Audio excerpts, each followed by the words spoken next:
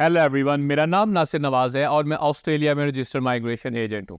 अच्छा, आज की जो वीडियो है ना, ये बड़ी इंटरेस्टिंग है। पूरी दुनिया के अंदर रिसेशन आ रहा है, कई जगह ऑफिशियली हिट हो चुका, कई जगह अनऑफिशियली हिट हो चुका।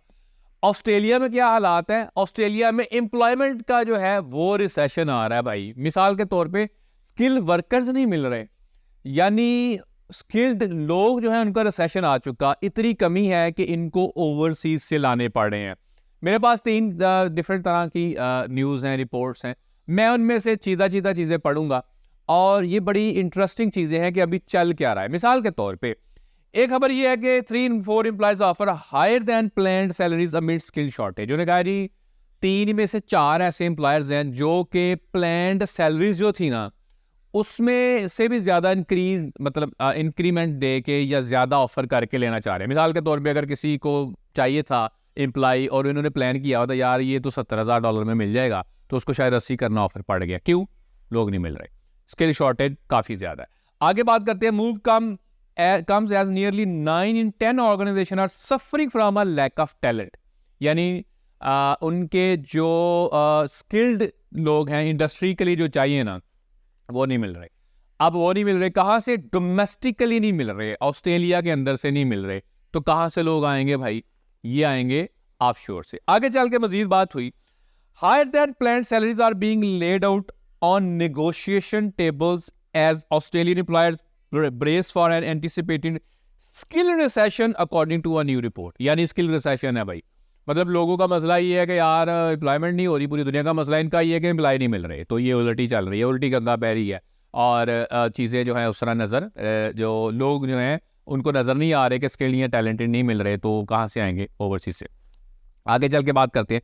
3/4 of organisation surveyed in the latest Hays salary guide said they have offered salaries higher than initially intended to attract skilled candidates. Another 62% are also upskilling staff to overcome skill gaps, while 37% are considering employing or sponsoring overseas candidates.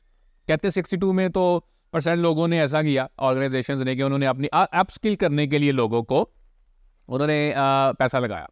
इसके अलावा उन्होंने कहा 37% जो है वो plan ये कर रहे हैं कि ओवरसीज से लोगों को लेके आए, भाई स्पॉन्सर पे ले आए। अगर स्टेट नॉमिनेट नहीं कर रही, इन्विटेशन नहीं दे रही ना, तो भाई स्पॉन्सर करके ले आए। आगे चल के बात होती है। These measures come as 88% of the organization admitted to experiencing a skill shortage, with 40% saying its impact has intensified in the past 12 months. According to the report, this shortage is driven by a lack of people with the necessary qualification or experience, 77%, and increased competition from other employers, 64%. कह रहे हैं कि हो क्या रहा है? अब ये प्रॉब्लम क्या आ रही है? स्किल रिसेशन का इसको नाम दिया गया इन्वर्टेड कामाज में कि भाई प्रॉब्लम ये आ रही है कि स्किल लोग नहीं मिल रहे और ऑर्गेनाइजेशन जो स्ट्रगल कर रही हैं। अब जब स्ट्रगल करेंगी, स्किल एम्प्लॉय नहीं मिलेंगे, तो ग्रोथ अपने ऑटोमेटिकली रुकेगी। भाई सीधी सी बात है। कोई मिसाल के तौर पे ऑर्गेनाइजेशन है, स्किल लोग नहीं हैं, तो प्लान जो प्रोजेक्ट्स हैं ना वो डिलीवर नहीं होंगे। वो डिलीवर नहीं हुए, नए प्रोजेक्ट्स भी नहीं पकड़ेंगे, नए प्रोजेक्ट्स नहीं पड़ेंगे, ग्रोथ नहीं होगी। ग्रोथ नहीं होगी तो कंट्री की इकोनॉमी के ऊपर फर्क पड़ता है। तो ये कह रहे हैं कि लो ऑर्गेनाइजेशन ये सोच रही हैं 37%, जो कि बहुत बड़ा नंबर है, कि ये सोच रहे हैं कि भाई हम ऑफशोर से लोगों को स्पॉन्सर करके ले आए ताकि फॉर द टाइम बिंग चीज़ें जो है ना वो तो ठीक हो। कल को ऑब्वियसली इनका भी प्लान करके पीआर भी बन सकती है। आगे चल के ये बात करें, it's clear we are heading for a skills recession as a shrinking talent pipeline threatens the effective operations and growth plans of organization। और जैसे मैंने पहले बात की, उन्होंने कहा कि भाई अगर लोग नहीं मिल रहे ना, तो ग्रोथ प्लान जो है वो उस पर हाल्ट आ जाएगा और वो श्रिंक हो सकता है। Robert half study released early this year found that 75% of the Australian employers plan to increase or maintain their headcount this year despite recession fears। वो कहते हैं भाई रिसेशन भी बेशक आ रहा है, कोई मसला नहीं है, लेकिन वो चाहते हैं कि हम अपना हेडकाउंट पूरा रखें, कल कला को चीज़ें बेहतर होंगी तो ये लोग हमारे काम आएंगे। In Australia N overwhelming majority of employers are already plan to hike salaries by over 3% in their next review, said another Hayes report। उन्होंने कहा कि ये सोच रहे हैं कि भाई हम सैलरी जो है ना इंक्रीज करें, अपनी जो करंट एम्प्लॉइज हैं उनकी भी सैलरीज को इंक्रीज किए। तो एक तो ये खबर है। एक और खबर क्वांटस की। क्वांटस एयरलाइन है ऑस्ट्रेलिया की, डोमेस्टिकली भी चलती है और इंटरनेशनली भी चलती है। उन्होंने कहा कि Qantas looking to hire pilots and engineers from overseas, यानी पायलट्स को भी इंजीनियर्स को भी ओवरसीज से ये हायर करने का सोच रहे हैं। This airline is seeking new staff over next 5 years। ये भी है, लेकिन इसके ऊपर हमें बैकलैश बड़ा आया है। असल जो यूनियन है वो कहती है कि आपका तरीकाकार ठीक नहीं है, फलान ढिमकान, लेकिन वो कहते हैं भाई जो भी है हमने अपने बंदे पूरे करने हैं, तो पायलट्स हैं, इंजीनियर्स हैं, हम इनको पूरा करना चाहते हैं और ये हमारा प्लान है। क्वांटस एयरलाइन ने तो ये अनाउंसमेंट कर दी। नेक्स्ट चलते हैं जी। नेक्स्ट है जी Rex airlines forecast 35 million loss due to pilot engineers shortage। Rex क्या है जी? रीजनल एक्सप्रेस एयरलाइन है। ये डोमेस्टिकली भी चलती है, रीजनल इलाका जात में भी जाती है, और इसके अलावा जो है इंटरनेशनली भी कुछ इसके फ्लाइट हैं। तो वो कहते हैं अब हमारा $35 बिलियन का भाई लॉस हो गया। क्यों? पायलट्स नहीं है, इंजीनियर्स नहीं है।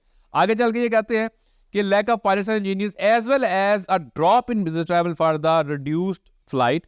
अच्छा, आगे चल के ये बात की जो global shortage of pilots and engineers along with supply chain shock post Covid have disturbed Rex's network, forcing Rex to make significant reduction to its flight schedules over the last couple of months to match the need for aircraft pilots and engineers who what is available। उन्होंने कहा तो बात पता गया, लोग तो मिल नहीं रहे, हमें स्किल शॉर्टेज उस तरह है, पायलट्स नहीं मिल रहे, इंजीनियर्स नहीं मिल रहे, तो हमें अपने फ़्लाइट के स्केड्यूल को चेंज करना पड़ रहा है। फ़्लाइट के मिसाल के तौर पे अगर 5 फ्लाइट्स जाती थी तो 4 कर दी, 3 कर दी। भाई मतलब लोग ही इतने नहीं है तो आप कैसे चीज़ों को मेनटेन करेंगे?